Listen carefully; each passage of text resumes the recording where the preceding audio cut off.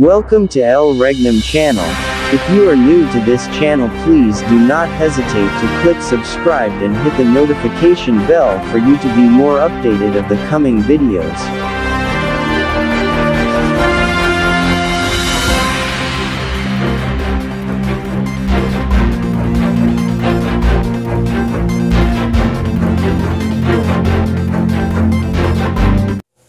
Isang pagpalang oras sa ating lahat, mga kapatid natin, no, sa buong bansang Pilipinas, lalo na po sa lahat na nakikinig kayo at sumawaybay sa ating programa na mula sa ating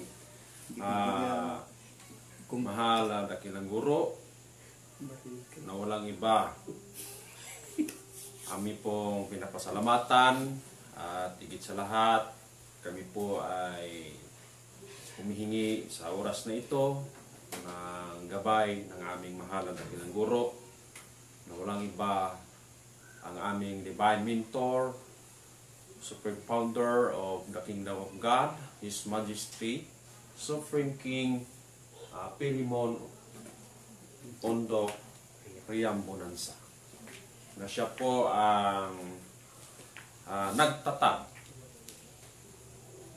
ng The Kingdom of God sa bansang Pilipinas, no, sa taong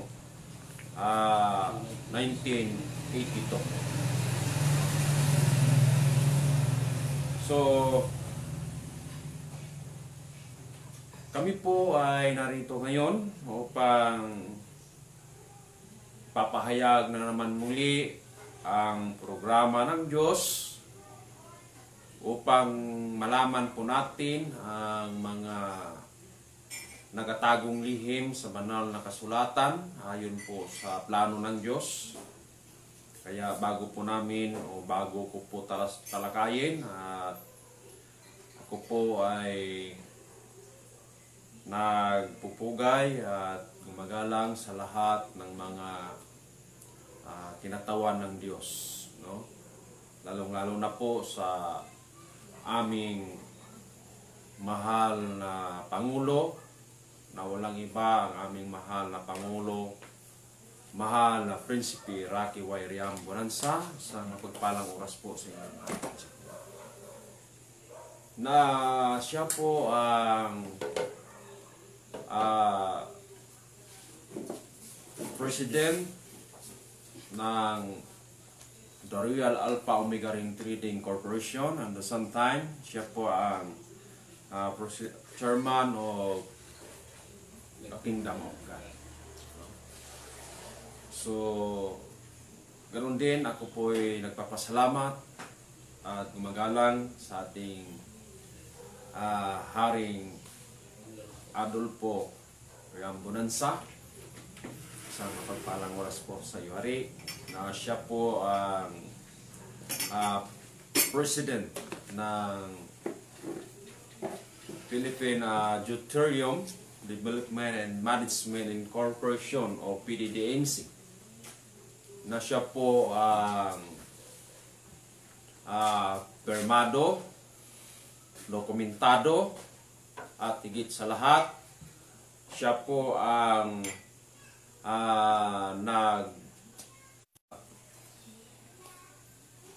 SIC or tinatawag na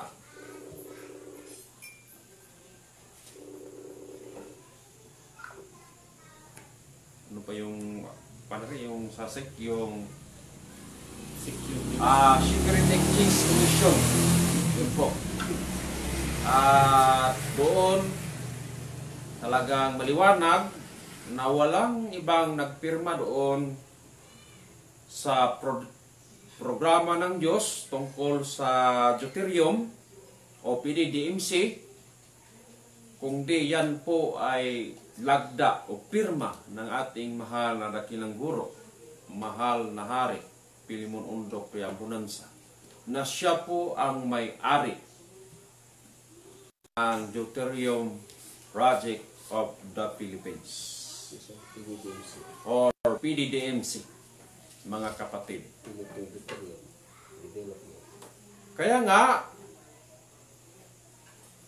Ako po'y nagpapasalamat din sa lahat ng mga kinatawa ng Diyos ayon po sa kanyang pinili na buhat ng una at mapasa hanggang ngayon.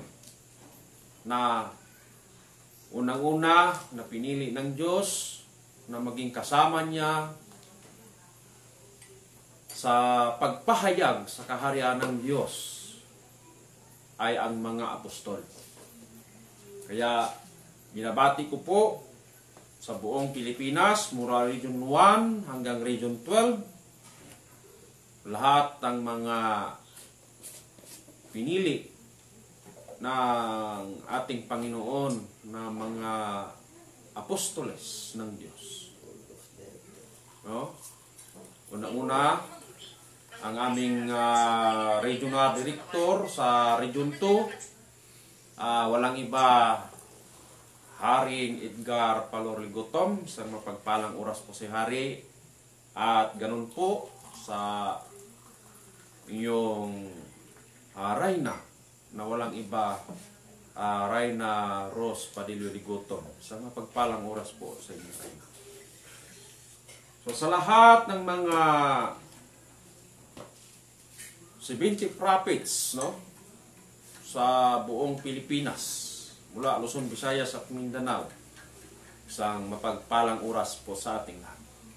Hanggang doon sa mga municipal leader o tinatawag na evangelista ng Diyos, mula Luzon, Visayas at Mindanao, sa mapagpalang oras, at ganoon din sa mga barangay leader na yun ang tinatawag na papastor sa Diyos, na ang dala nila ay ang kaharian ng Diyos. Mula Luzon, Visayas at Mindanao. At ganoon din sa mga purok leader na tinatawag na mga guro sa kaharian ng Diyos. Isang mapagpalang oras po sa inyo. Mga hari at reyna, mga prinsesa at prinsipi sa loob ng kaharian ng Diyos, mayong gabi sa inyong tanan. At ako'y nagpapasalamat din sa lahat ng mga spiritual mothers sa The Kingdom of God na nandyan ngayon sila sa templo, no? Sa New Jerusalem, sa Rizal Shrine, sa Talisay, sa Dapitan City, no? Sa Zamboanga del Norte.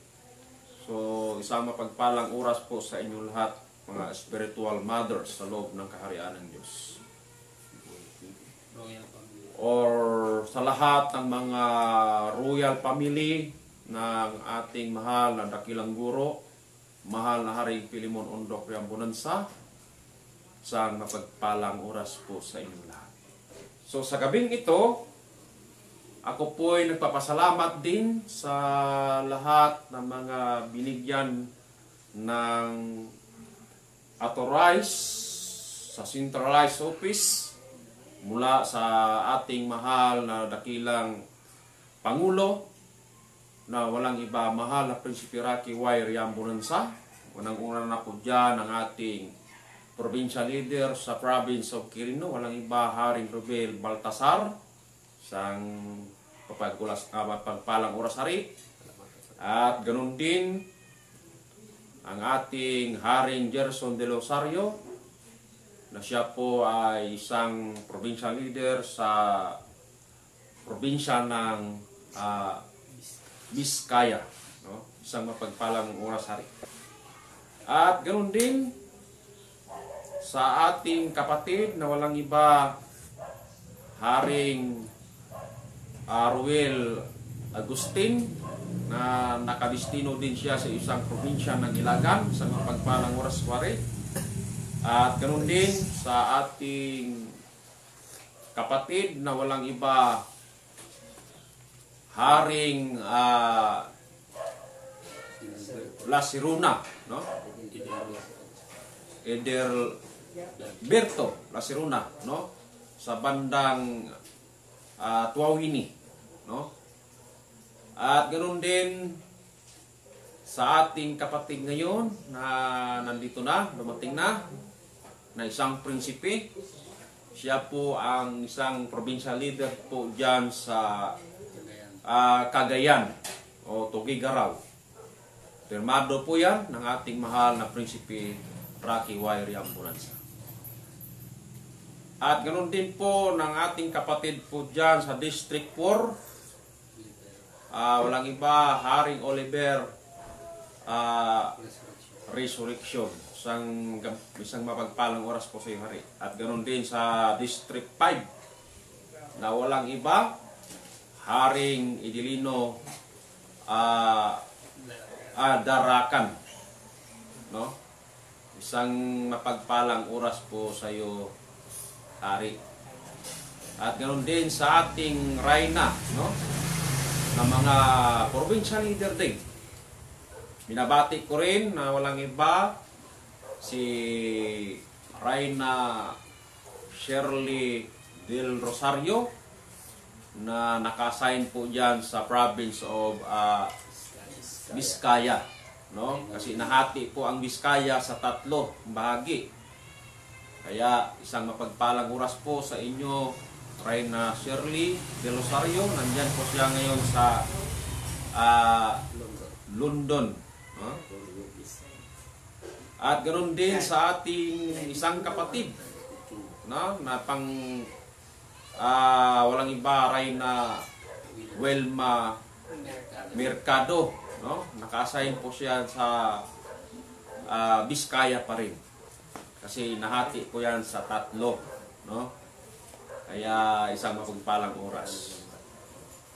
So yan po ay talagang dokumentado, pirmado sa ating mahal na dakilang Pangulo. Na the same time na siya po ngayon ang kahawak sa The Kingdom of God. At presidente po sa The Royal Alpha Omega Ring Trading Corporation. Na walang iba, mahal na Prinsipe Rocky Y. Riambulanza.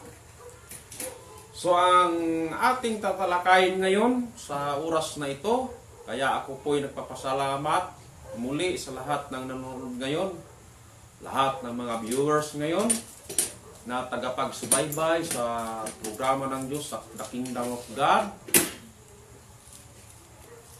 Yan po ay aming pinapasalamatan sa gabing ito. Kaya narito po tayo sa kaorasan na ito sa The Kingdom of God.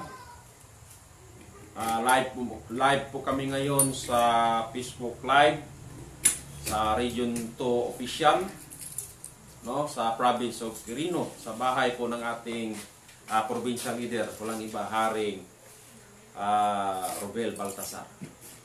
So ang topic po natin ngayon or tema, mga kapatid, ay tungkol po ito sa salitang langit, no?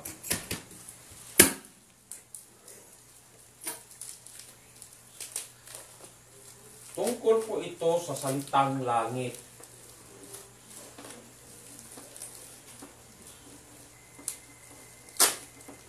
Yan.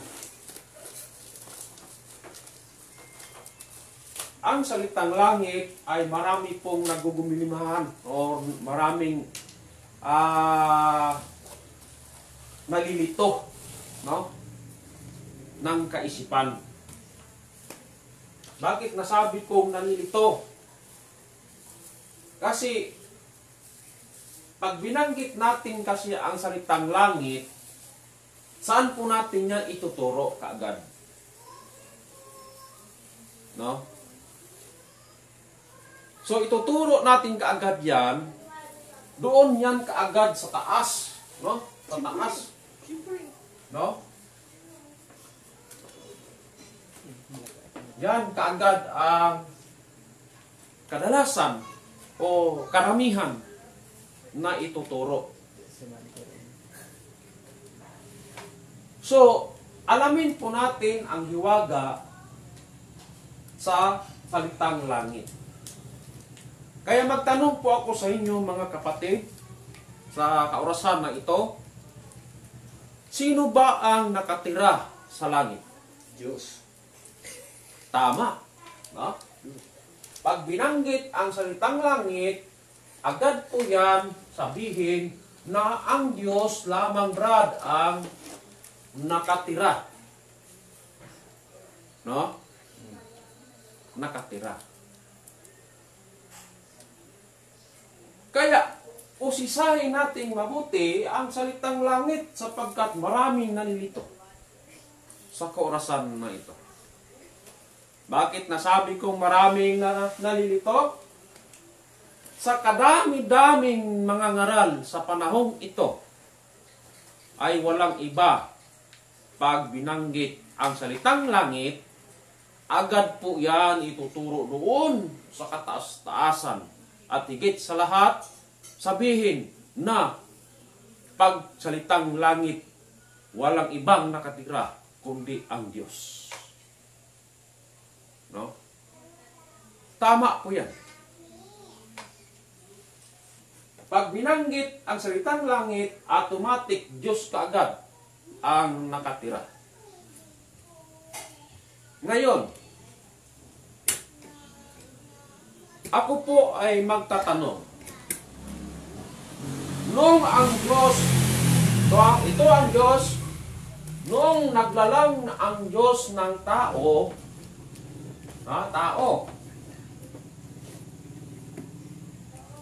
sapagkat walang ibang naglalang ng tao, kundi ang Diyos. Diyos. Nung nilalang niya ang tao, doon ba sa taas o sa baba? Baba. Sa baba.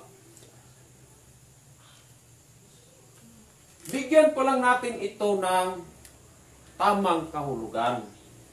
Pag binanggit ang salitang langit, automatic Diyos ang nakatira. Tanong ko po sa inyo, noong naglalang ang Diyos ng tao, ito tao, sa taas o sa baba? Baba. Kaya dami, no? Napakalaking pag-isipan talaga. Bakit? Halimbawa man kung doon nakatira ang Diyos sa taas, ibig sabihin, nandoon ang Diyos naglalang ng tao sa taas. Ngayon, noong nilalang na niya ang tao, ibig ba sabihin, hinulog ng Diyos ang tao dito sa baba? Halimbawa man, di anong mangyari sa tao kung hinulog ng Diyos? Sabihin natin, may kapangyarihan ng Diyos, Brad. Mayroon nga. Pero paano? Paano? Bakit nasabi kong paano? Tanong ko lang po mga kapatid, sino ang unang nilalang ng Diyos? Walang iba, ang unang nilalang ng Diyos na tao ay si Adam. Yan. Si Adam. Ang tanong, saan yan inilagay ng Diyos? Sapagkat kung nasaan ang langit, nandoon ang Diyos. Ngayon, ay kung si Adam man nilalang doon sa taas at hinulog dito sa baba, dinadisgrasya. Disgrasya kung hinulog ng Diyos. Kaya alamin natin ang katotohanan na sikrito ng talinghaga sa salita ng Diyos, na itinuro din sa amin ng aming mahal na dakilang guro na walang iba ang aming Supreme Founder of the Kingdom of God, His Majesty, Supreme King Pilimon Undot Riam Bonanza. So paano natin ito kakalagin? Para maunawaan ba natin ng mabuti? Ano ba yung istorya sa salitang langit? Ano ba ang nakatagong lihim sa salitang langit? Dahil hindi po natin ito hula-hulaan lamang na pag binanggit natin ang langit, nandoon sa taas. Tatlo po yan mga kapatid. Ayon sa ayon sa pagkaalam, mayroong tinawag na mayroon pong tinawag na unang langit. ayon po sa sa plano ng mga tao, binigyan ito ng tatlong kahulugan din. Yung salitang langit. Nang una doon na tinukoy nila yung paradise heaven, no? Paradise heaven. Yan. Tapos yung pangalawa, tinawag po itong star. Star heaven. Yan. Tapos yung pangatlo, tinawag po na atmospheric. No? Heaven. Yan. Yan yung turo ng mga tao. Kaya ayon sa pagkaalam ng mga tao, dahil yung paradise heaven nandoon sa taas, yung star heaven nandito sa baba, lampas ng tanganon. Tapos yung atmospheric heaven, yun po yung nasa lupa. So yun yung katuruan ng mga nagpapahayag din. Pero alamin natin, ano kaya ang totoo? No? Alamin natin. Kasi hindi naman pwede na ang tao ang masunod sa plano ng Diyos. So tingnan po natin ang postura sa langit. No? Babasahin po natin yan sa banal na kasulatan, sapagkat ang banal na kasulatan, ayon po sa itinuro ng aming mahal na dakilang guro, mayroon po siyang 4 na factors or 4 factors in the Bible. Una-una yung propesya, at yung pangalawa yung tinatawag na history, at yung pangatlo yung tinatawag na mathematics, at yung pang-apat yun ang tinatawag na science or siyensya. So, alamin natin, science po natin yung salitang langit, kasi ayon sa pagkaalam ng mga tao, agad po yan ituturo doon sa taas. Kaya nga nagbigay nga ako sa inyo ng isang talinghagang salita. Ibig sabihin, ang Diyos nandun nakatira, ibig sabihin, nandun din ginawa unan niya ang tao sa taas. Pagkatapos ginawa niya ang tao sa taas, hinulog niya dito sa lupa, kasi yun naman talaga ang totoo, wala namang tao doon sa taas. Tingnan mo ngayon, saan ba nakatira ang tao? Nasa lupa. Eh kung ng Diyos nandun nakatira sa taas, doon gumawa ng tao, di hinulog niya yung tao sa lupa. Di ano mangyari? Kaya alamin po natin yung sikreto na ayon sa itinuro ng aming mahal na dakilang guro. Kaya babasahin natin sa banal na kasulatan ayon po sa Genesis. Genesis 1 verse 6, no? 6 muna tayo rin. So ganito po ang sinasabi. At sinabi ng Diyos, magkaroon ng isang kalawakan sa gitna ng tubig, at mahiwalay ang tubig sa kapwa tubig. Oops. Sinabi ng Diyos, at gumawa ang Diyos ng kalawakan sa gitna. Halimbawa, ito yung daigdig. Yan. Science tayo, ha? 4 factors in the Bible. Pang-apat na sinabi, science. I-science po natin ang daigdig. Sabi ng Diyos, at gumawa siya ng kalawakan sa gitna ng tubig. Ha? Gitna.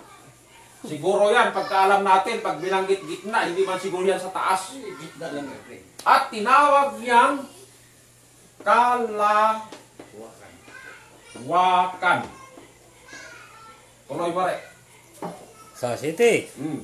At ginawa ng Diyos ang kalawakan at inihiwalay ang tubig sa nasa ilalim ng kalawakan Mm. sa tubig na nasa itaas ng kalawakan at nagkagayon. Punto. At sinabi ng Diyos, Diyos, ihiwalay niya ang tubig nandito sa Baba. tubig nandito sa baba ng kalawakan. At sinabi pa rin ng Diyos, at hiniwalay din niya ang tubig na nandoon sa taas ng kalawakan. Tubig hiniwalay din niya ang tubig na nasa taas ng kalawakan. At sinabi ng Diyos, at gumawa din siya ng tinatawag na kalawakan sa gitna. Tuloy mo, are. Sa 8. At tinawag ng Diyos ang kalawakan na langit. At tinawag ng Diyos ng kalawakan ay langit. Punto.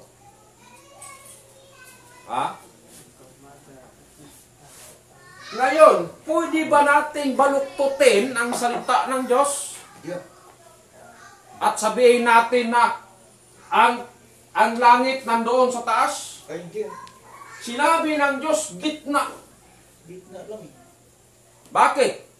Kasi pinaghiwalay niya ang tubig nandoon sa taas at yung tubig nandito sa baba. Bakit? Kung uulan, anong lalabas? Tubig. Pag dito naman sa baba, gumawa ka ng puso o di kaya gripo. Anong lalabas? Pag ginumbaan mo yun, tubig. Kaya totoo ang sinabi ng Diyos, pinaghiwalay niya. At gumawa siya ng kalawakan sa gitna ng kalawakan. At tinawag niya itong langit. Bakit? Ganito po mga kapatid. Ano ang pamamagitan sa tubig at yung tubig na nasa taas, no? At yung tubig na nasa baba? Ano yung nasa gitna, mga kapatid? Yan yung lupa. No? Lupa. Kahit ituloy mong basahin yan sa Gis. At gumawa siyang lupa na tuyo. Saan ba? Nasa gitna. Kasi doon nakatira ang Diyos. Wala doon sa taas. Wala. Mga kapatid, wala. Sapagkat yung una itong daigdig, walang laman. Guso-guso pa lang ba? Guso-guso. Pakipuan mo sa ano? Tubig talaga. Tubig pa lang siya ba? Basa mo yan sa unang Genesis. 1-2. Umpisa mo sa una. So, ganito po ang sinabi. Nang pasimula ay nilikha ng Diyos ang langit at ang lupa. Ang lupa. Sa 2. At ang lupa ay walang anyo at walang laman. At ang kadiliman ay sumasa ibabaw ng kalaliman.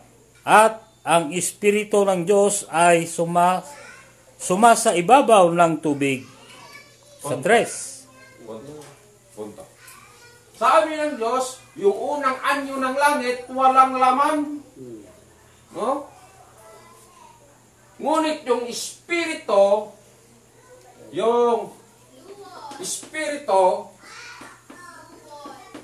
ng Diyos, doon sa ibabaw ng tubig. No? Tubig. Tubig. Yung Espiritu ng Diyos. Ngunit dahil sa kanyang salita, mga kapatid, ay nangyari. Dahil noong nagkatawang tao na siya, doon na. Tumira pa rin Ha? sa babaw ng tubig. No? Doon pa rin siya tumira. Espiritu na eh. Ha? Ano ang ginamit niya na katawan? Yung unang tao na kanyang ginawa, doon ba? Adam. Shit. Doon ba siya pumasok? Para lahat ng kanyang ginawa, unang-una yung bukid, yung mga bundok, yung mga dagat, yung mga dagat ba? Ha? Mga kahoy, hayop, ano paman. Ha? Para maging matupad yung hula na siya yung magpangalan sa lahat. Kasi espiritu pa siya. Wala pang laman at walang katawan. Ha? Doon pa lang siya nakatira sa ibabaw ng tubig. Ngayon, para magkaroon ng laman, kailangan gagamit siya ng katawan o gagawa siya ng isang katawan na may laman. Ha? Kaya, kung ating basahin dyan sa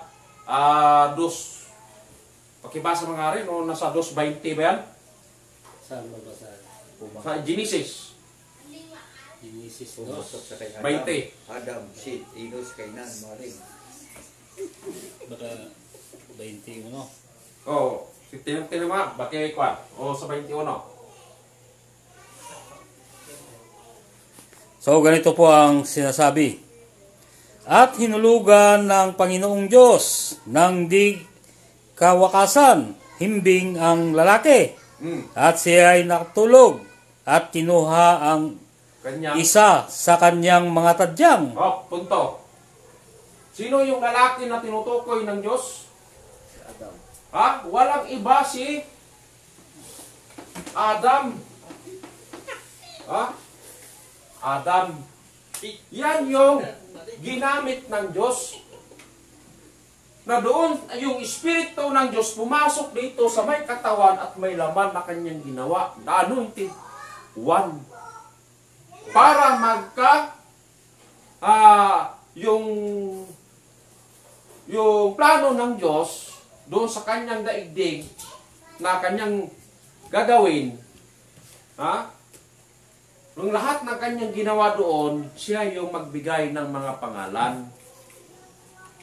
Siya yung magbigay. Kaya Adam eh. Kaya, ang tanong, saan yung unang langit? Ha? Dahil, nalaman naman natin, yung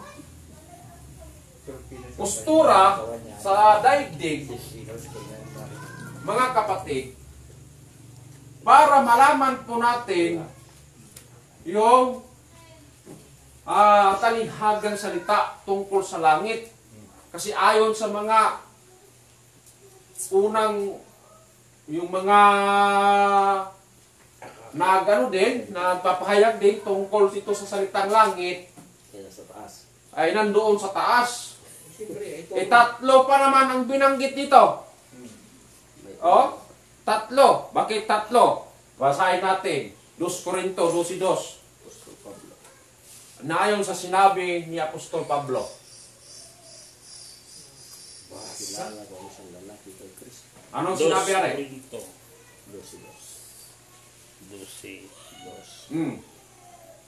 So, ganito po ang sinasabi.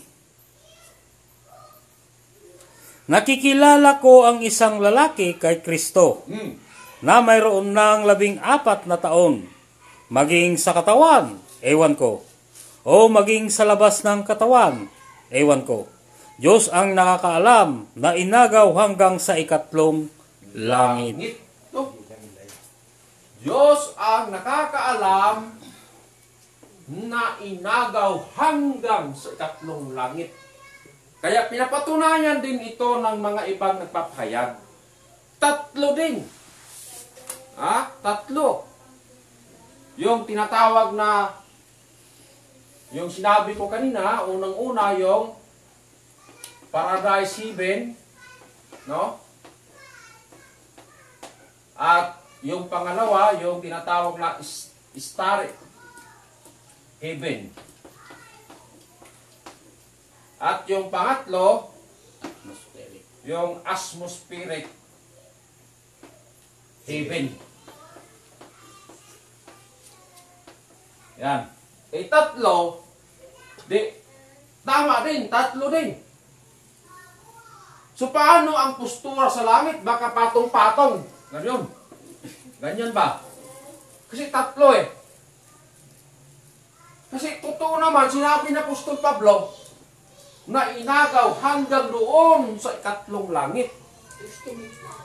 Kaya, patunayan po natin, ano ba yung tinutukoy na tatlong langit? Ha? Bakit? Kasi noong nilalang ng Diyos si Adam, Kung may tatlong langit, no? Yan. Ang tanong, saan yan nilagay ng Diyos? Kaya binanggit dito ng Diyos, ayon ni Apostol Pablo, na inagaw hanggang sa ikatlong langit. So, ibig sabihin, hindi naman yan matawag na tatlong langit kung walang pangalawang langit. At hindi yan din matawag na ikalawang langit kung walang una. baba niya. No? Yan. Unang Ano? Langit. langit. Yan. Kasi tatlo, sinabi ng Diyos. Ang tanong, Pag tinawag Ah? ng langit. pag binanggit na langit, ano ang nakatira? Diyos. Ha? Diyos. So, walang iba yung Diyos. Sino ang ginamit na katawan ng Diyos? Walang iba si Adam. Ha? Na doon siya inilagay ng Diyos sa Eden. No? Eden. May laman siya. May lasag niya. Ito yung sukan niya. Ha? Eden. Basahin po natin yan sa Genesis 2:7 hanggang 8. Anong sinabi? So, ganito po ang sinabi. At nilalang ng Panginoong Diyos ang tao sa alabok ng lupa at hiningahan ang kanyang mga butas ng ilong ng hininga ng buhay. At ang tao ay naging kaluluwang may buhay. Sa 8, at naglagay ang Panginoong Diyos ng isang halamanan sa Eden, sa dakong silanganan, at inilagay niya roon ang taong kanyang nilalang. So, ibig sabihin, nung nilalang na ng Diyos si Adam, kanyang pinatira doon sa Eden. So, ano yung plano ng Diyos doon? Kasi may plano ang Diyos. Bakit? Para yung kanyang nilalang, mga hayop man, mga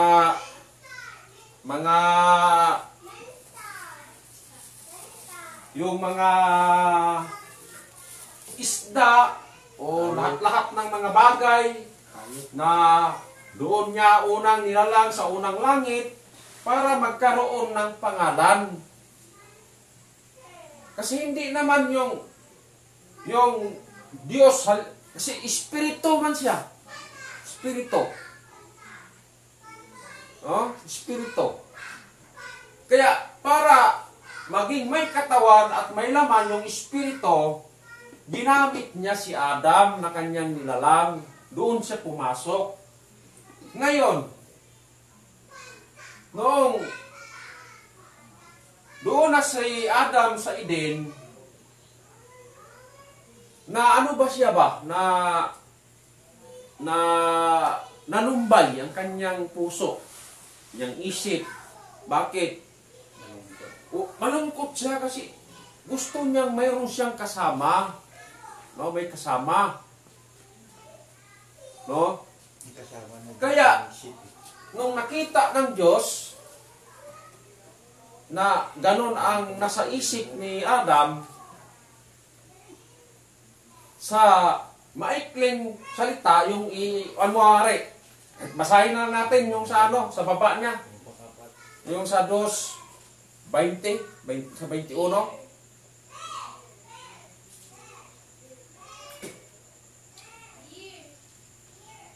Genesis 2. Verse 21. Oh. Yung binasa mo kanina, sa baba doon.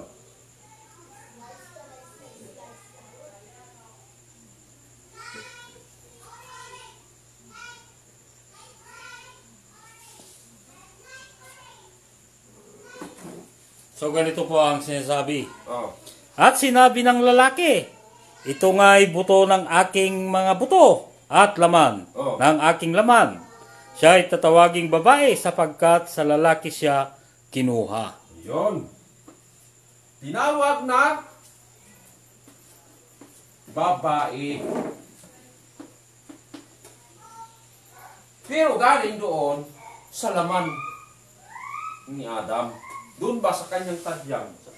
Sa buto. Doon kinuha. Para maging kawangis ni Adam. Yung ikalawang tao na ninalang ng Diyos. Ang tanong, sino itong tinukoy na babae? Na unang-unang babae. Walang iba si Eva. Yan, mga kapatid. Ha? Saan sila itinira ng Diyos? Saan sila nilagay ng Diyos? Doon sa Eden. So, ibig sabihin, yung unang langit, walang iba, yung Eden. Kasi nandun ba ang istorya sa Diyos?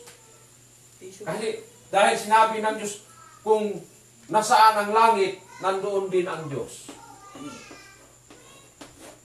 Ngayon, nasaan ang unang langit? Ang Eden. Kasi nandito ang istorya sa Diyos. Mag-search kayo. Saan ba nag-umpisa ang istorya sa Diyos? Sa Amerika? Sa Hong Kong? O dito? Sa part of Eden? Dito sa Pilipinas. Kaya dito sa Eden, nagsimula ang istorya sa programa ng Diyos. Ito yung unang langit na tirahan ng Diyos. Yung Eden dito sa Pilipinas. Ngayon, dahil dito man ang unang langit, nung nagsama na sila ni Adam at saka ni Eva, mayroong utos ang Diyos dito. Na sabi ng Diyos, kakainin nyo ang lahat ng mga halamanan doon sa Eden, yung mga prutas. Huwag lang yung kainin yung nasa gitna ng halamanan ng Eden. Yung puno ba ng kahoy ng buhay. Ngayon, natukso man si Adam. Natukso. Ito masarap eh. Kung utos, huwag kakainin.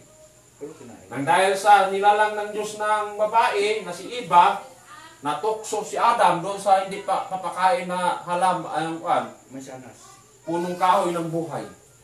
Kaya nagkaroon ng kasalanan si Adam. Kasalanan. Kaya Adam committed sin. Nagkasala siya doon sa isang batas na sinabi ng Diyos. Kaya naparusahan si Adam. Saan siya ipinunta mula dito sa Eden? Ipinunta siya doon sa Mesopotamia.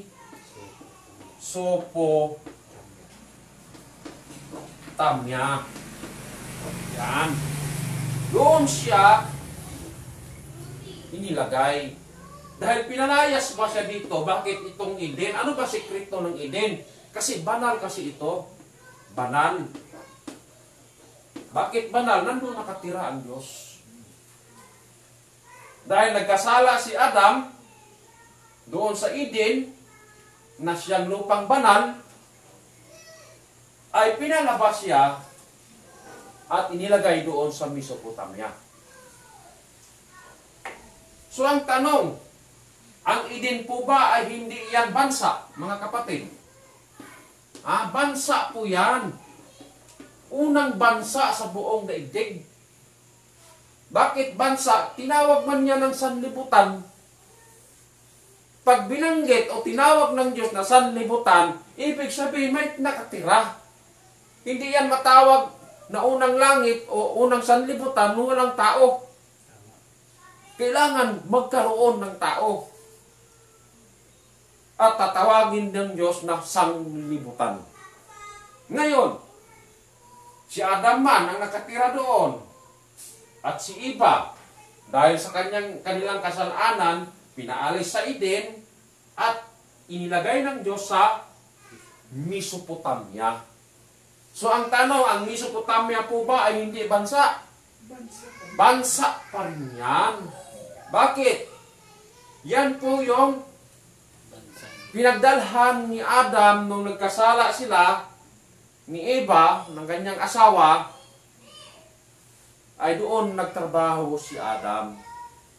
Nang sabi ng Diyos, pakibasa nga natin sa 3:23 ba yan? O 3 sa Genesis 3:23. 3:20. O 20.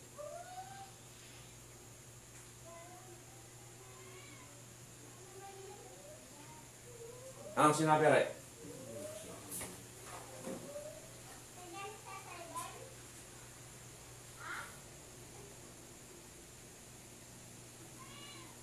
Genesis 3:20 or 23.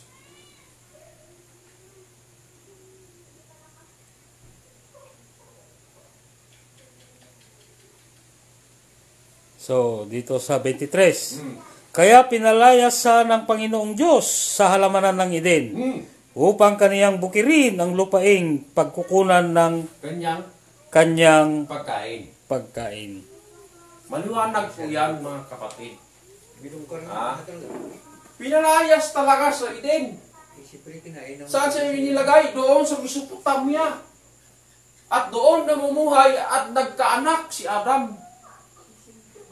Kaya nga ayon nga sa sinabi ng Diyos kay Eva sa kanyang asawa, ikaw babae, sabi ng Diyos, nung manganganak ka, kapag nanganganak ka, ang sabi ng Diyos, yung isang paa mo ay sa hukay.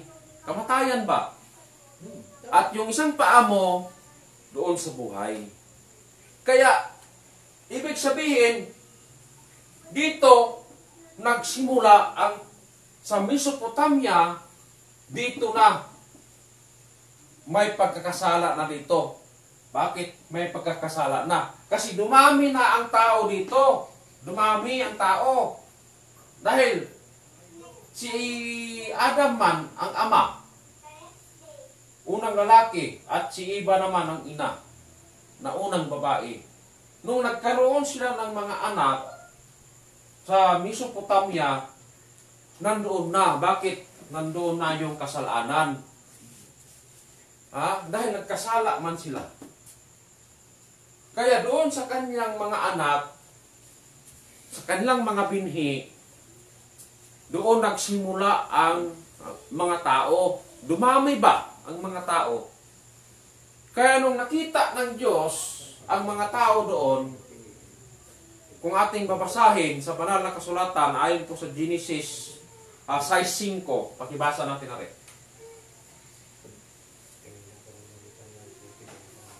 Anong sinabi doon sa Genesis 6:5? So, ganito po ang sinasabi.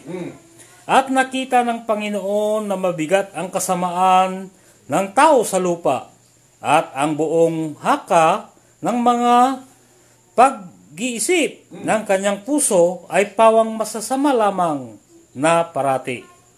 So, nakita ng Diyos, tuloy mo rin, ano pa yung pinarusahan ng Diyos? Maliban sa tao. At nagsisi ang Panginoon na kanyang nilalang ang tao sa lupa at nalumbay sa kanyang puso. Tuloy. Sa 7. At sinabi ng Panginoon, lilipulin ko ang tao na aking nilalang sa ibabaw ng lupa. Ang tao at gayon din ang hayop at ang mga umuusad at ang mga ibong sa himpapawid sapagkat pinagsisisihan ko na aking nilalang sila. Punto. Sinabi ng Diyos doon sa unang langit na kanyang ginawa, paparusahan ko ang tao ng aking nilalang. Ngayon, ano ang parusa na ibinigay ng Diyos sa mga tao sa doon sa unang langit? Gugunawin kasi ng Diyos ang tao na kanyang nilalang. Tubig. Sa anong paggunaw? Basahin natin. Sa 2 Pedro 3:5 hanggang 6. Pakibasa rin. 2 Pedro 3:5 hanggang 6. 3:5. Oh. So ganito po ang sinasabi. Sapagkat sadyang nililimot nila na mayroong kalangitan mula sa unang panahon. Sa unang panahon, unang langit. Ang isang lupang inanyuan sa tubig at sa gitna ng tubig sa pamamagitan ng salita ng Diyos. Tuloy. Sa 6. Na sa pamamagitan din ito ang sanglibutan noon na inapawan ng tubig ay napahamak. So, ibig sabihin, yung unang sanglibutan noon o unang langit ay nilipol sa tubig. Bakit? Kasi kanyang paparusahan ang tao na kanyang nilalang. Tao ba? Hindi yung unang langit ang wala doon. Kundi yung tao na kanyang nilalang. Sa pamamagitan ng tubig, ang tao nabunaw. Bakit? Sabi ng Diyos, paparusahan ko ang tao at umuusad sa lupa at yung mga lumilipad sa himpapawid sapagkat ako'y nalumbay na nilalang ko sila. Kaya sa pamamagitan ng tubig, ang unang langit na kanyang ginawa ay napahamak o naparam. So, ibig sabihin, yung tao, pagkatapos yung tao na nagunaw doon sa unang langit na siyang Eden, na siyang Mesopotamia, noong humupa na ang layos, lumutang itong isang bansa na tinawag na naging Iraq. Ang Iraq ngayon ay unang-una pala yung Babylonia, no? Babylonia. Tapos Iraq.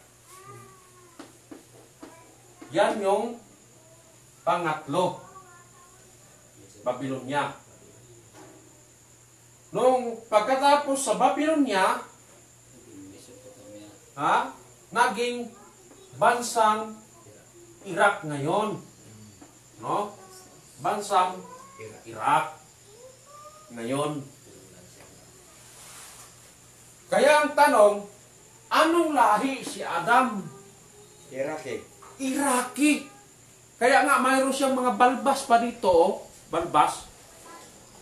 Kasi lahi si Adam na Iraqi si Adam. Kaya nung natapos na ang istorya sa unang langit dahil sa pamamagitan ng baha, ay ang taong kanyang nilalang ay naparam. Hindi yung daigdig. Tao ang pinarusahan ng Diyos.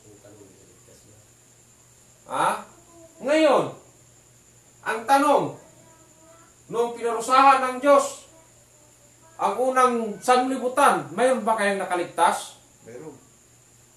Ha? Mayroon. Bakit? Sino? Si Noe. No? Si Noe. Noe. Yan yung nakaligtas. Ha? Bakit? Kasi mula kay Adam, Sem, Set, Enos, Kainan, Mahalil, Harid, Inok, Matusila, Lamik, hanggang kay Noe. Yan. Dito kay Noe, mga kapatid,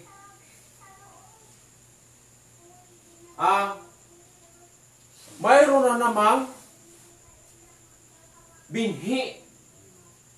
Binhi. Bakit? Kasi dalawa man ang anak ay tatlo ang anak ni Noe. Plus tatlo yung asawa ng anak ni Noe. Nga ni Sem, ni Hapit, ay ni Cam, ni Japit. Tatlo. Plus yung kanyang asawa na tatlo, plus silang dalawa mag-asawa na dalawa, pag bilangin mo, mayroong sukat na 8. Ibig sabihin, doon sa panahon na ito na pinusahan ng Diyos pamagitan ng tubig, 8 kaluluwa lang ang naligtas. Ngayon, sa 8 kaluluwa, ang tanong, dumami ba? Dumami. Bakit? Kasi nangako pa rin ang Diyos. Nagagawa siya muli ng ikalawang langit. Basahin natin. Sa Isaiah 65 verse 17 to 18 na rin.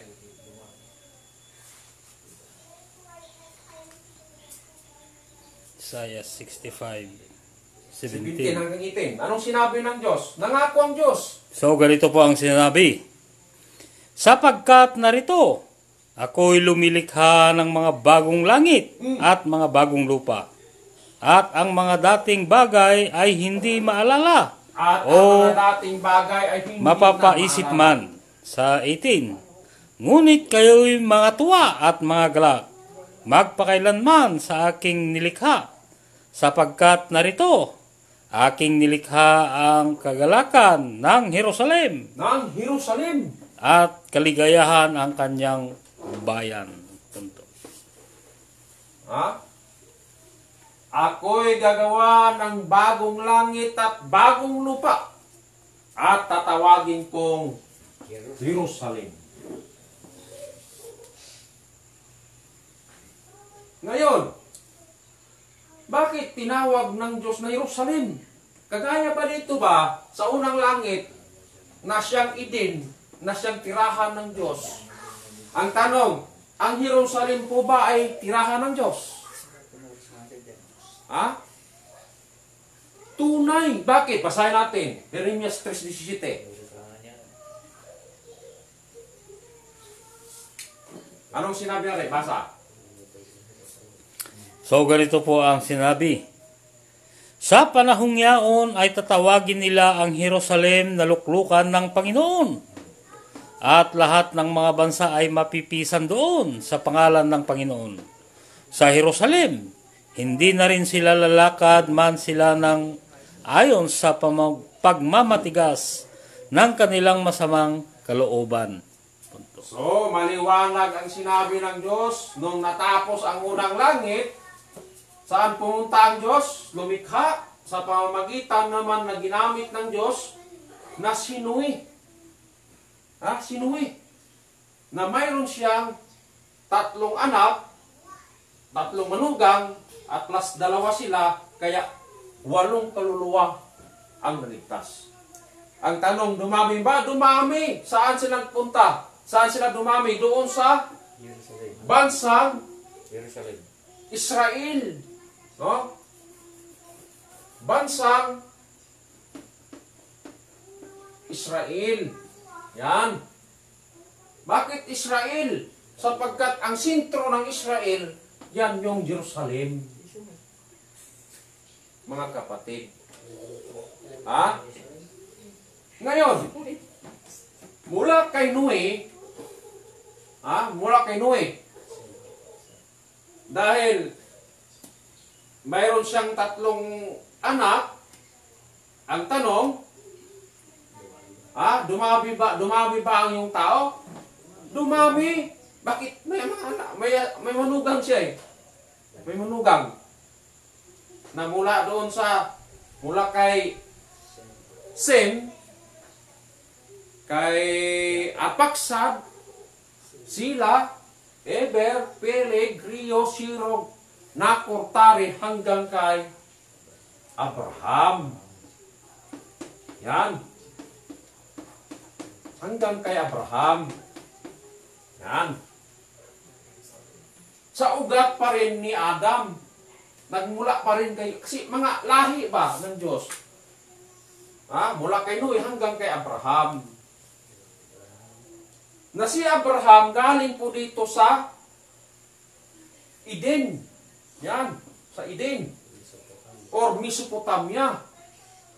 Mula sa Eden hanggang sa Mesopotamia, si Abraham, pinangakuhan ng Diyos, sabi ng Diyos sa kanya, Abraham, pupunta ka doon sa pinangako ko sa iyong lupain. Kaya si Abraham mula dito sa Eden or Mesopotamia, naglakad siya papuntang Israel. Lakad siya. Kasi nandoon yung pangako o lupang pangako. Nandoon. Saan doon? Parte sa Israel. Yung tinawag na Kanaan. Kanaan. Yan. Yan yung lupang pinangako sa kanya. Kaya nga, pagdating doon ni Abraham, ang tanong, dumami na ba ang tao? Dumami na. Bakit? Dito pa lang nga sa lahi ni Adam, ni Abraham, mula kay Isaac.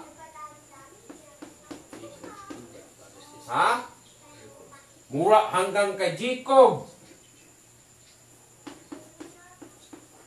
Yan. Hanggang kay Jose. Dito na. Dito na yung pinangako ng Diyos sa lahi ni Jose na sa angkan ni Jacob. Na lalabas ang Mesiya upang magluklok doon sa luklukan ng Diyos na tinawag na Israel or Jerusalem. Kasi sinabi man ng Diyos na ang Jerusalem ay aking luklukan. Sino nagsabi doon? Ang Diyos. Pag sinabing luklukan, tirahan ng Diyos. Kagaya ba dito? Nung nawala na sa unang langit, pumunta doon sa ikalawang langit. Kasi ang binanggit, 3 langit. Ngayon, pag tinawag na langit, ano nakatira? Diyos. Ngayon, sino ang pinili ng Diyos sa ikalawang langit upang doon na naman papasok ang Espiritu Santo ng Diyos? Kagaya ba ni Adam? Pinili. Kristo. Diyos. Ngayon, ang tanong, pagdating dito sa luklukan ng Diyos, tirahan ng Diyos sa Jerusalem, sino ang pinili ng Diyos? Diyos. Walang iba, si Panginoong Jesus. Yan. Siya ang pinili sa angkan ni Jose. Upang doon itayo ang kanyang kaharian. Dito, kaharian. Itong Eden, ang tanong, hindi ba kaharian po yan? Kaharian yan. Kasi Diyos ang nakatira. Kasi ang pangako ng Diyos ay magtayo ng kaharian. Ngayon, pagdating dito, sa ating Panginoong Hesus, Siya po kasi ang binigyan ng utos. Hindi lang tagapagligtas, Mesiya, kundi siya ang binigyan ng Diyos na magtayo sa kaharian. Saan doon sa Israel na pinakasintro, particular dito sa Jerusalem na siyang luklukan ng Diyos. Kasi dito man ang lupang pangako, tinawag na Kanaan. Kasi ang Diyos, hindi yan basta-basta titira, no? Hindi pinangakong lupa o pangakong lupa. No? Ngayon, dahil si Jesus man ang pinili ng Diyos o sa Panginoong Hesus, ano ang kanyang pinahayag dito sa Jerusalem? Ano ang isinugo ng Diyos sa kanya? Kariyan. Babasahin natin sa banal na kasulatan. Ano ang inutos ng ating Panginoong Hesukristo? Kariyan. Lucas 3. Nasaan? 34 hari. Pakibasa.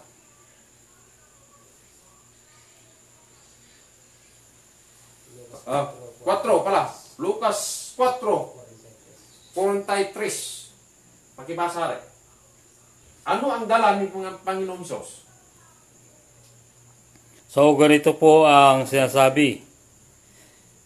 Datapwat sinabi niya sa kanila, dapat namang ipangaral ko sa mga ibang bayan ang mabubuting balita ng kaharian ng Diyos, sapagkat sa ganito ay sinugo ako. So, ibig sabihin, maliwanag po ang utos ng Diyos sa kanya. Na dapat ko namang ipangaral ang the kingdom of God or kaharian ng Diyos. Bakit? Sa mga bayan at nayon. Sapagkat sa ganito ay sinugo ako. Maliwanag ba yun, mga kapatid? Very good. Pag tinawag na sinugo, ano ang ibig sabihin? O katayuan? Na salitang sinugo sa Tagalog. Sinugo. Dahil si Panginoong Hesukristo ay hindi naman siya Tagalog, kaya dahil Greek man siya o Grigo, tinawag siya na Kristo. Yan. O Kristos. Kristo. Ano ang kakibat sa tawag na Kristo? Diyos. Mga kapatid, Diyos. Si Jesus, Diyos, Kristo. Ano pa ang kanyang titulo? Hari. Yan. Hari. Or kanyang katayuan. Ngunit ang tanong, nung ipinangaral na niya ang mabubuting balita tungkol sa kingdom of God o kaharian ng Diyos, tinanggap ba ito ng mga tao? Yan ang tanong. Doon sa Jerusalem, hindi. Tinanggap ba ng mga tao? Hindi. Ang kanyang dala. Kung dito sa Ngayon. Pinas, Basahin natin kung tinanggap ba ang kanyang dala. Ano ang sinabi ng mga tao doon sa kanya? Basahin natin, Juan 8:52. Pakibasa rin. So, ganito po ang sinabi. Sinabi ng mga Hudyo sa kanya, ngayon nalalaman namin meron kang demonyo. Naku, disgrasya, tuloy. Namatay si Abraham at ang mga propeta. At sinabi mo, kung ang sinuman ay tutupad ng aking salita, ay hindi matitikman magpakailanman ang kamatayan. Sabi ni Jesus, dahil sinabi man sa kanya ng mga Hudyo, kasi si Panginoong Jesucristo kasi hari sa mga Hudyo. Sabi ng mga Hudyo na kanyang mga kababayan, alam namin na mayroon kang demonyo. Ha? Naparito ka pala upang kami puksain. Alam namin. Ha? Alam namin. Pero kilala na anak ng Diyos. Pero nung ipinahayag niya yung mabuting balita tungkol sa kaharian ng Diyos, sinaway. Ha? Sabi ng mga Hudyo, alam namin na mayroon kang demonyo. Ha? Anong sabi pa niya? Ano bang sabi ng mga tao sa kanya?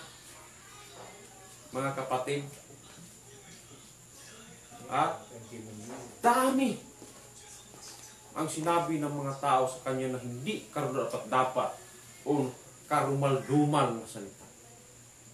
Pero tinanggap pa rin ng Diyos kasi alam niya ang mga pangyayari. Ha? Kaya nung sinabi ng mga tao na alam namin na mayroon kang demonyo, ang tanong, nagpatuloy ba ang Diyos? Nagpatuloy ba si Panginoon Jesucristo? Nagpatuloy. Ha? Kaya nga, hindi man siya tinanggap doon sa kanyang bayan, o sa kanyang lugar. Saan siya pupunta? Doon sa mga bayan at mayon. Silangan, mga pulunda. Ha? Doon siya nagpahayag sa kingdom of God. Ngunit ang kasamaang palad, hindi pa rin tinanggap ng mga tao. Kaya dahil hindi man tinanggap ang kanyang dala tungkol sa kaharian ng Diyos, ano ang sabi ni Panginoon Kristo? Doon. Ha? Basahin natin. Sa Lucas 13, 34 hanggang 35. Pakibasa natin na rin. So, ganito po ang mababasa. Oh. O Jerusalem, Jerusalem, na pumapatay sa mga propeta at bumabato sa mga sinugo sa kanya. Makailang inibig kong tipunin ang iyong mga anak na gaya ng pagtitipon ng inahing manok sa kanyang sariling mga sisiw sa ilalim ng kanyang mga pakpak. At ayaw kayo? Sa 35, narito, sa inyo'y iniwang walang anuman ang inyong bahay. At sinasabi ko sa inyo, hindi ninyo ako makikita hanggang sa inyong sabihin, mapalad ang pumaparito sa pangalan ng Panginoon. Ayun. So, ibig sabihin, dito sa ikalawang langit na siyang Jerusalem, na siyang luklukan ng Diyos, na siyang bansang Israel, ay umalis pa rin ang Kristo. Si Adam, Kristo. Pagdating naman dito kay Jesus Christ, Kristo pa rin. Ngunit, hindi lang tinanggap. Kaya yung Kristo, yung Panginoon, ay umalis na naman dito sa ikalawang langit. Na siyang Israel, na siyang Jerusalem. Na pinakasintro kasi sa Israel ang Jerusalem. Dahil hindi man tinanggap ang Diyos doon, na sinabi ng Diyos sa kanila na, O Jerusalem, Jerusalem, aalis na ako sa inyo at hindi niyo na ako makikita. Ang tanong, sinungaling ba ang Diyos? Pag sinabi niyang hindi na niya, aalis na siya at hindi na makikita doon, ay automatic. Pati ang kaharian ng Diyos na doon sana itayo, kinuha yan ni Kristo. Kinuha ng Diyos. Bakit? Kasi mayroon siyang pinili na namang muli. Bakit? Kasi tatlong langit, oh. Ang tema po natin ay tungkol sa tatlong langit. Pag binanggit ang langit, anong nakatira? Diyos. Ngayon, dahil umalis na naman dito sa ikalawang langit ang ating Panginoong Jesucristo. Ang tanong, saan kaya siya pupunta? Sa Pilipinas. Halimbawa, tatanungin natin. Halimbawa, tanungin natin ng Panginoon. Kasi sinabi niya, alis na ako sa inyo at hindi niyo na ako makikita ni kailanman. Kaya nga sinabi niya, bindito, iti umay, iti nagang, iti ako. Sa Ilocano. Ha? Kaya nga, nung umalis ang Diyos, ang tanong, saan siya pupunta? Kung halimbawa, tanongin natin ang Panginoon. Panginoon, ha? Saan ito ako pagpupunta? Kasi aalis ka naman. Ang tanong, ha? Sasagot ba ang Diyos? Natural, sasagot. Kasi tinatanong eh. Ano ang sagot ng ating Panginoon? Pakibasa natin. Sa Matthew 21, 42 hanggang 43. Pakibasa natin na rin. Matthew 21.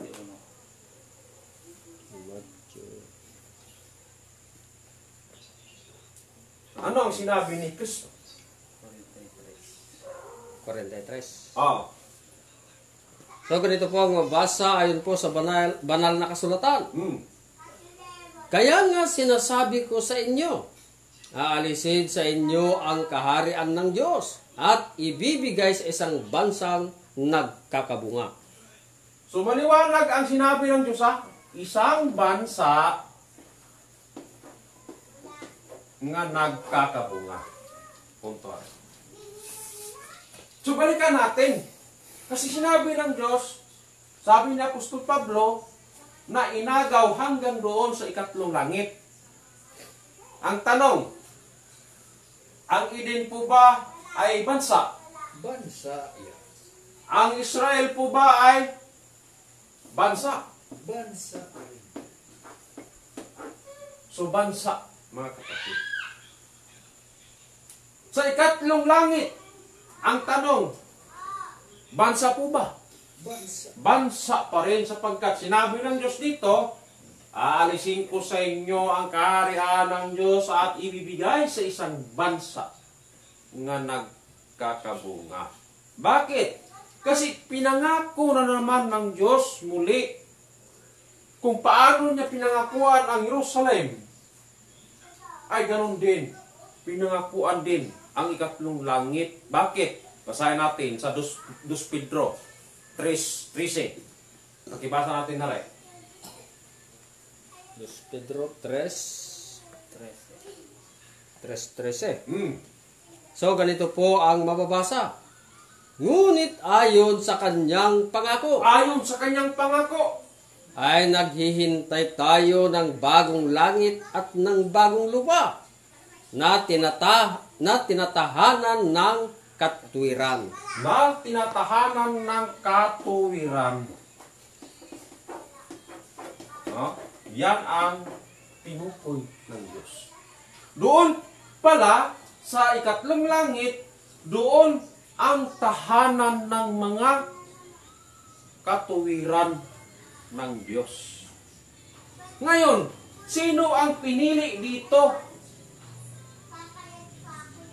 na magdala sa katuwiran ng Diyos? Kasi ayon dito, sa sinabi ni Jesus, alisin ko sa inyo ang kaharian ng Diyos at ibigay sa isang bansa or sa ikatlong langit. Ha? Kaya nga sinabi ng Diyos sa mga tao, kasi marami nang naggulumihanan ang kanilang mga utak, na saan kaya inilagay ng Diyos ang kanyang kaharian? Doon sa ikalawang langit na tinawag na Jerusalem o Israel, bansang Israel. Nagugulimahan ba yung kanilang utak, ang kanilang isipan? Saan kaya ililipat ng ating Panginoon ang kanyang kaharian? Kasi mayroong nagtanong dyan sa kanya, sa isang alagad na nagtanong kay Panginoong Jesucristo. Anong tanong ng alagad doon sa kanya? Guro, isasauli mo baga ang kaharian ng Israel? Ano ang sagot ni Panginoong Jesucristo? Hindi lang sinulat na Anong sagot niya? Hindi ukol sa inyo ang pagkaalam ng mga panahon ng kaharian ng Diyos. Hindi pinaalam ni Panginoong Kristo doon sa mga tao ang pagkaalam.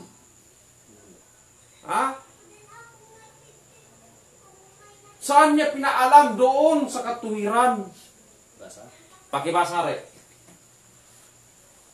So ganito po ang mga basa ayon po sa banal na kasulatan sa Gawa 1:6-7. Tinanong nga siya nila nang sila'y nangagkakatipon na nangagsasabi, Panginoon, isa sa uli mo baga ang kaharian sa Israel sa panahong ito? Ano sabi? Sa 7. At sinabi niya sa kanila, hindi ukol sa inyo ang pagkaalam ng mga panahon o ng mga bahagi ng panahon na itinakda ng Ama sa kanyang sariling kapamahalaan. Ayun. Kundi, anong nakatakda? Ang nakatakda na kapamahalaan ng kanyang Ama. Ngayon, pagdating dito sa ipinangako ng Diyos, na sinabi ng Diyos at muli siyang gagawa ng bagong lilikha, ng bagong langit at bagong lupa na siyang tirahan ng katuwiran. Ngayon, sabi ng Diyos, naghihintay tayo ng bagong langit at bagong lupa na siyang tirahan ng katuwiran. Ngayon, ang tanong, sino ang may dala ng katuwiran doon sa ikatlong langit? Sino? Upang ipagpatuloy ang kaharian ng Diyos, sapagkat sinabi ng Diyos, alisin ko sa inyo ang kaharian at ibigay sa isang bansa ang nagkakabunga, na tirahan ng katuwiran. Kaya nga sinabi ng Diyos nung una, Matthew 6:33, tatapot hanapin niyo muna ang kanyang kaharian at ang kanyang katuwiran at ang lahat ng mga bagay pawang may daragdag sa inyo. Ang tanong, sino ang pinili dito sa ikatlong langit na siyang bansa pa rin ang tinutukoy ng Diyos? Hindi po ako mahiya na sabihin sa inyo na walang ibang pinili ng Diyos kundi ang aming mahal na dakilang guro, mahal na hari, Pilimon Undo Riam Bonanza.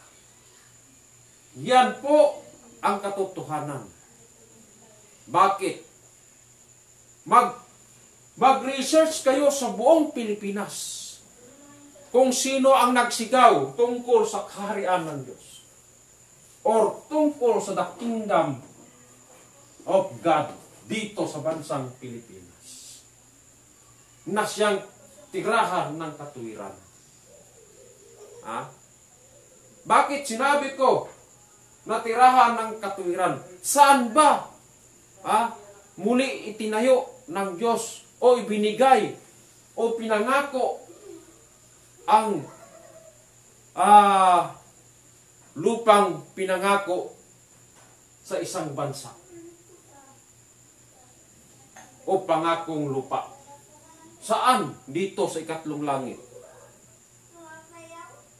Hindi po ako mahiya, mga kapatid, na dito sa ating bansang Pilipinas ibinigay ng Diyos. Maluwag po ang bansang Pilipinas. Saan doon? Walang iba. Dito po sa Mindanao. Mindanao. Yan po. Dito po sa Mindanao. Bakit sabi ko Mindanao? Sino ang nagsigaw dito? Walang iba. Ang ating Dr. Jose Portasio Rizal. Ano ang sinigaw niya? Doon sa Dapitan Shrine City, sa Zamboanga del Norte. Mindanao is the land of France. Ha? Or ibig sabihin na Mindanao, lupang pangako. Ha? Maluwag sa Pilipinas, ha? Partikular dito sa Mindanao. Saan dito sa Mindanao? Walang iba, Dapitan, Shrine City. Pirmado po yan ng 2 presidente na walang iba, si Diosdado Macapagal at si Ferdinand Marcos. Ha? Pinirmahan po yan ni Diosdado Macapagal sa 1963. Ha? At pinapatunayan din yan na maging Shrine City. Ha? Pinirmahan po yan ng ating Presidente Ferdinand Marcos Sr. sa taong 1973. Ha? Na pinapatunayan niya na ang Dapitan Shrine City ay maging lupang pangako o maging shrine, lupang pangako. Ang tanong, sinong nakatira sa lupang pangako? Katulad pa nito sa unang langit na tirahan ng Adam na siyang Eden. Lupang pangako po yan. Pagdating dito sa ikalawang langit na siyang Jerusalem, na siyang luklukan na bansang Israel. Saan dito na naman? Sa Kanaan. Doon pa rin tumira ang Diyos sa lupang pangako na tinawag na Kanaan. Pagdating dito sa ikatlong langit, saan na naman ang lupang pangako? Doon sa Mindanao. Sa Dapitan Shrine City. Sino ang nakatira doon? Walang iba. Ang aming mahal na dakilang guro. Siya lang ang nakatira doon. Siya lang. Sa Dapitan Shrine City. Sapagkat ang Diyos, hindi yan basta-basta tumira kung hindi pinangakong lupa. Sapagkat nandoon sa Mindanao ang pangakong lupa na sinigaw ni Dr. Rizal, kailangan nandoon din ang Diyos nakatira. Kasi sinabi ng Diyos, siya ay muling maglalang ng bagong lupa at bagong langit na tirahan ng mga banal. Kaya walang iba, hindi pa ako mahiya na sabihin ng aming mahal na dakilang guro, mahal na Haring Pilimon Undok Priambunansa, ang tinatahanan ng katuwiran. Bakit? Sapagkat siya lang ang nagbukas, nagpahayag, o implementa sa tungkol sa kaharian ng Diyos. Sapagkat yan ang plano ng Diyos sa daigdig. Bakit nasabi ko plano ng Diyos sa daigdig? Sapagkat hinula na po yan ni Propeta Daniel. Kung ating babasahin yan sa Daniel 2:44. Pakibasa ko natin rin. Ano sabi, friends? Ano sabi, friends?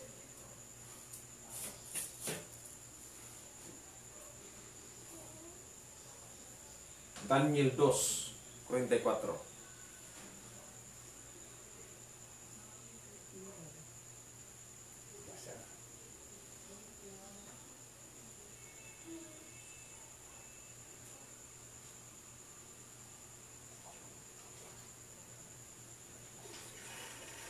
So ganito po ang mabasa ayon po sa banal na kasulatan. At sa mga karawan ng mga haring yaon ay maglalagay ang Diyos sa langit ng isang kaharian na hindi magigiba kailanman, o ang kapangyarihan man ni Yaoy iiwan sa ibang bayan, kundi pagpuputol-putulin at lilipulin niya ang lahat ng kahariang ito, at Yaoy lalagi magpakailanman. At kanyang lipulin at pagputol-putulin.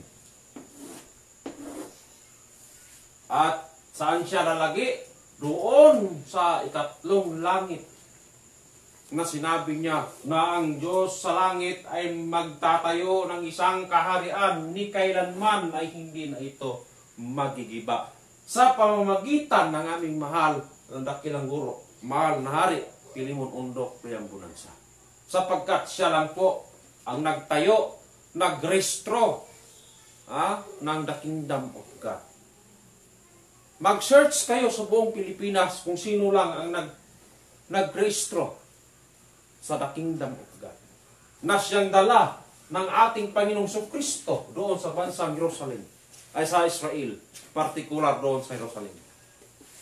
Hindi tinanggap ng mga tao ang kanyang pinahayag o dala ng The Kingdom of God sa pamagitan ng ating Panginoong Kristo. Inilipat niya ang kaharian doon sa ikatlong langit na tinawag pa rin niyang bansa.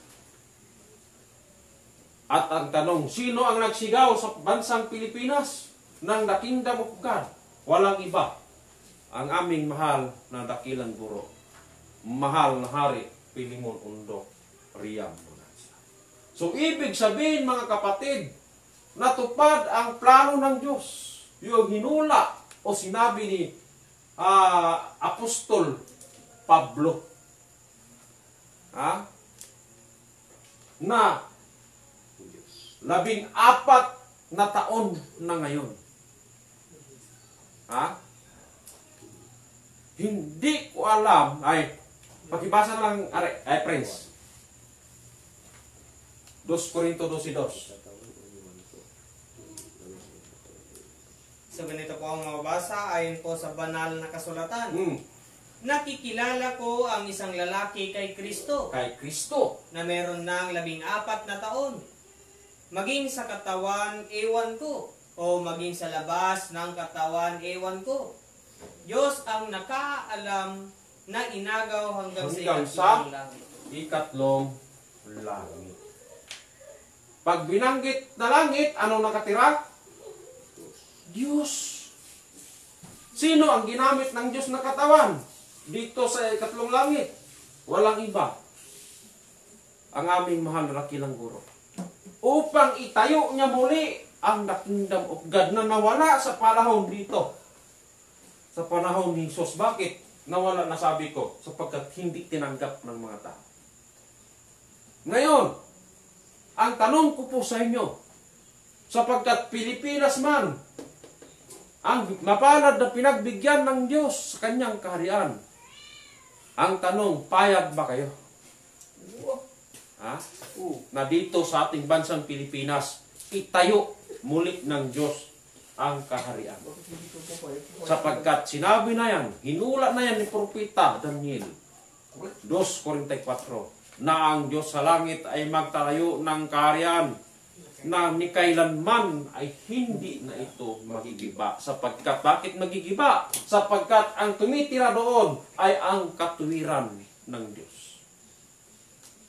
Sino may dala ng katuwiran ng Diyos? Ang aming mahal na Supremo sa Kingdom of God.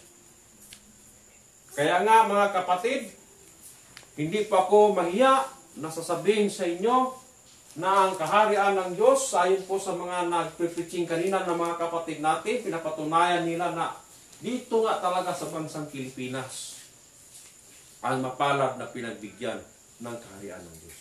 Sapagkat kumplito, dokumentado, kumplito yung implementasyon. Kumplito ang aming pinapatunay. Hindi kami nagpapatunay doon sa taas. Sa tuktok pa ng langit. Kasi hindi namin alam doon. Kasi ang plano ng Diyos, dito lang si babaw ng lupa. Sapagkat dito ang kanyang langit. Dito. Yan ang katotohanan. Sapagkat kung nasaan ang langit, nandoon ang Diyos. Kaya hindi natin pwede haka-hakain ang salitang langit, sapagkat yung langit doon, kaya nga mayroon sinabi ng Diyos, may langit na kalawakan at mayroong langit na kaharian. Ngayon, saan ba yung langit na kaharian? Dito yan sa lupa. Partikular dito sa bansang Pilipinas kasi ito man ang pinili niya. na dito siya magmuli maghari. Ngayon, kung dito sa unang langit ang pinili niya ay Iraqi, si Adam, pagdating din dito sa Jerusalem, pinili niya si Jesus. Anong lahi si Jesus? Hudyo. Ngayon, payag ba kayo? Pagdating dito sa ikatlong langit na siyang bansang nagkakabunga, payag ba kayo na ang Diyos Pilipino? Tunay ang tunay. Ay kung hindi kayo payag, kung halimbawa, Amerikano man ang Diyos, halimbawa pa, Hapon din ang Diyos, paano natin maintindihan? Pilipino yan. Tunay. Pasalamat tayo dahil Pilipino Tunay. ang Diyos natin dito sa ating bansang Pilipinas. Bakit? Doon ba pumasok ang Espiritu Santo ng Diyos? Sa isang katawan, na may laman, na may katawan, doon pumasok ang banal na Espiritu Santo ng Diyos. Kaya, muli, ako po ay nagpapasalamat sa lahat, lalong-lalo na po sa viewers namin sa gabing ito. Kaya, muli, ako ay nagpapasalamat sa inyong lahat, mga kapatid. Lalo-lalo na po sa aking mga kasamahan po dyan sa San Mariano, na walang iba, si municipal leader ni Haring Placido o Agoy, no? Kasi yung alias niya Agoy, Sirangay, no? Placido Sirangay na naimbag nga Rabi kanya mari. At ganun po sa municipal leader po natin diyan sa bayan po ng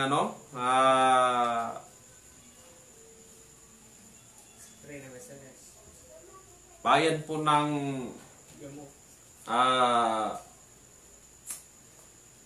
Nagilian, no?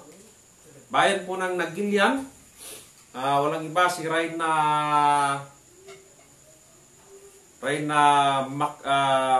Maxima Lial Balistiros. Isang mapagpalang oras sa iyo, Reyna. At ganun din sa mga barangay leader natin dyan sa Reyna Mercedes, si Haring Rodolfo Tilan Ambatali at si Grisel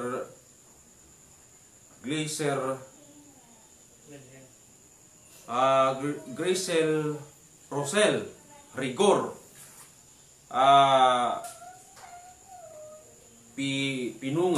Pinuga, isang barangay leader po dyan sa bayan po ng Reyna Mercedes. So, isang mapagpalang oras po sa ating lahat.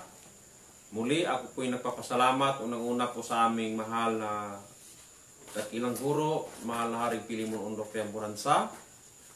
At gayon din sa aming mahal na Pangulo. Sometime na siya po ngayon ang president sa ating or chairman sa Kingdom of God. Walang iba, mahal na Prinsipe Rocky Y. Riamburansa. Isang mapagpalang oras po kayo, mahal na Prinsipe. At ganoon din sa aming regional director sa Region 2, walang iba, Haring Edgar Palori Gutom. At ganoon din po sa lahat ng mga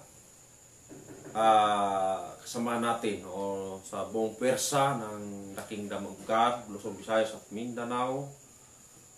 Magandang gabi po sa ating lahat. So, muli, happy viewers po sa ating lahat. So, ganun po sa lahat ng ating mga kapatiran, no? Kaya, ang tatawagin ko na naman ngayon na siya na po ngayon po ang magpapahayag na naman sa programa ng ating Panginoon dito po sa ating bansang Pilipinas, no?